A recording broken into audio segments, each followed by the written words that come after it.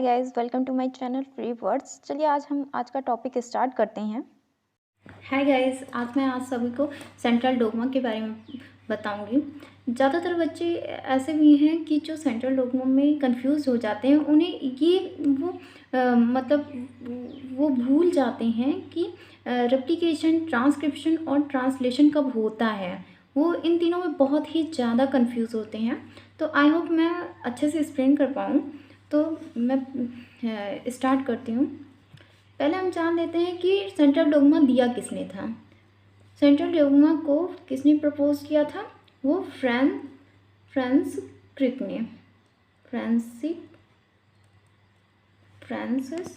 ने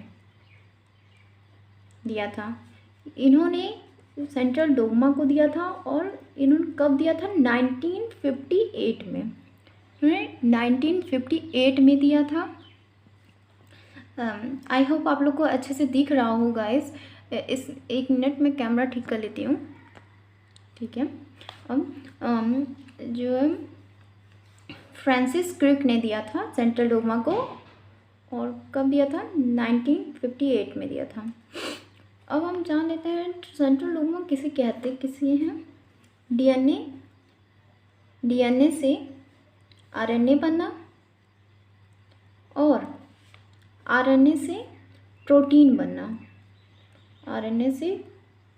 बनना, इस प्रोसेस को सेंट्रल डोगमा कहते हैं। जो है इसे सेंट्रल डोगमा कहते हैं, इस प्रोसेस को।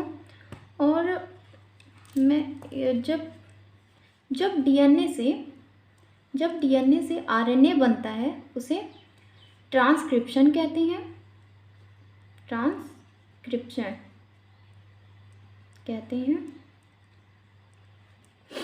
जब डीएनए से आरएनए बनता है इस प्रोसेस को ट्रांसक्रिप्शन कहते हैं।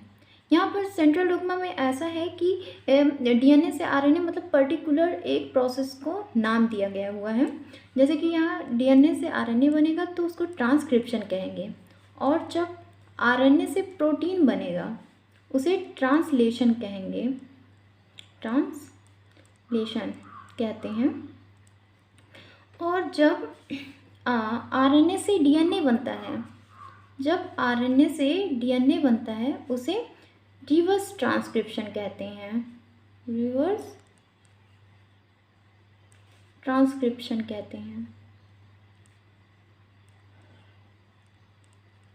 अब इसे रिवर्स ट्रांसक्रिप्शन क्यों कहते हैं? क्योंकि देखिए यहाँ पर डीएनए से जब आरएनए बन रहा है तो इसे ट्रांसक्रिप्शन कहा जा रहा है, तो यहाँ पर उसका उल्टा हो रहा है, उसी का अपोजिट हो रहा है। तो ट्रांसक्रिप्शन का अपोजिट हो रहा है तो मतलब उसका रिवर्स हो रहा है, तो रिवर्स ट्रांसक्रिप्शन इसे नाम दिया गया है इसलिए।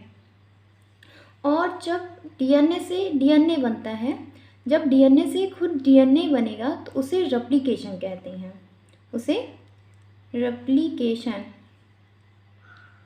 कहते हैं, ठीक है।